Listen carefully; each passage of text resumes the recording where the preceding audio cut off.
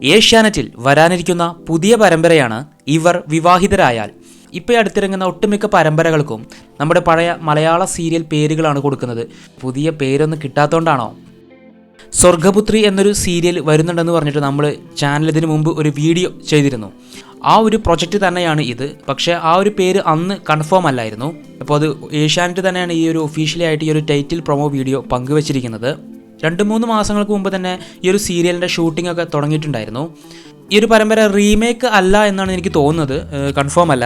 നിഖിൽ നായർ, മാളവിക വേൽസി എന്നിവരാണ് ഈ ഒരു പരമ്പരയിലെ നായകനും നായികയുമായിട്ട് വരുന്നത്. നിഖിലിനൊക്കെ ഒരുപാട് മലയാളത്തിൽ ഫാൻസ് ഉണ്ട്. എനിക്ക് തോന്നുന്നു മലയാളത്തിൽ അമ്മയറിയാതെ പരമ്പരയ്ക്ക് ശേഷം ഏഷ്യാനിലേക്ക് വീണ്ടും വരുന്നു എന്ന പ്രത്യേകതയുമുണ്ട് നിഖിൽ നായർ. അമ്മയറിയാതെയിലെ അമ്പാടി അർജുൻ എന്ന കഥാപാത്രം പ്രേക്ഷകർ മറക്കാൻ സാധ്യതയില്ല. കാരണം ഒരുപാട് അന്ന് ഫാൻസും ഇപ്പോഴും നിഖിൽ നായർക്ക് ആ ഒരു ഫാൻസ് പേജൊക്കെ ഉണ്ട് മലയാളത്തിൽ.